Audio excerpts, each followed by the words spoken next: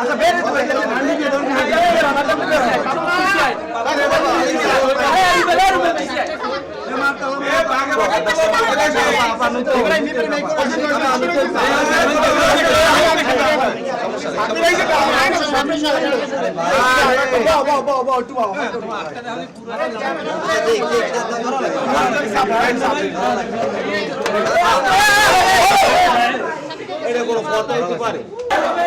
বরিশালে হবে না দুর্নীতিবাজের আস্তানা, বরিশালে হবে না আওয়ামী লীগের আস্তানা, বরিশালে হবে না দুর্নীতিবাজের আস্তানা, বরিশালে হবে না।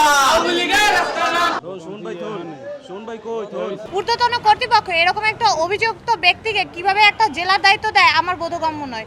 সেই প্রেক্ষাপটে আমরা তাকে বরিশালে যারা আছে, আমরা সচেতন সমাজ বা শিক্ষার্থী বান্ধব যারা আছে, তারা কোনোভাবেই একজন অভিযুক্ত ব্যক্তিকে আমরা বসতে দিতে পারি না। এবং এটা আমাদের কাছে খুবই লজ্জাজনক যে আমরা থাকা অবস্থায় তার মতো একজন দোষর এসে এইখানেই ঠিকানা পায়। এর জন্য আমরা তার রুমকে তালাবদ্ধ করেছি এবং সরকারের কাছে আমরা আকুল আবেদন জানাচ্ছি যে অনতিবিলম্বে এর দ্রুত ব্যবস্থা নিক।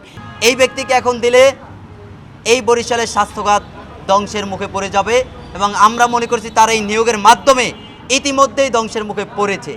আমরা সেই বরিশালের স্বাস্থ্যখাতকে ধ্বংসের মুখ থেকে ফিরিয়ে আনার জন্যই আজকে এই গুরুত্বপূর্ণ পদক্ষেপ নিয়েছি এবং জনগণের সমর্থন নিয়েই, বরিশালের যে সাধারণ আপামর জনতা রয়েছে তাদের সমর্থন নিয়েই আমরা আজকে তালাবদ্ধ করেছি সিভিল সার্জনের রুম।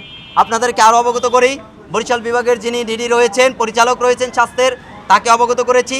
তাকে অবগত করেই আমরা সিভিল সার্জনের অফিস তালাবদ্ধ করেছি। সকাল 9টায় তার অফিসে আসার কথা, তিনি 11টা বাজে অফিসে আসেননি। এখন অবধি দুপুর 11টা 19 বাজে, 2.5 ঘন্টায় তিনি এখন অফিসে আসেন।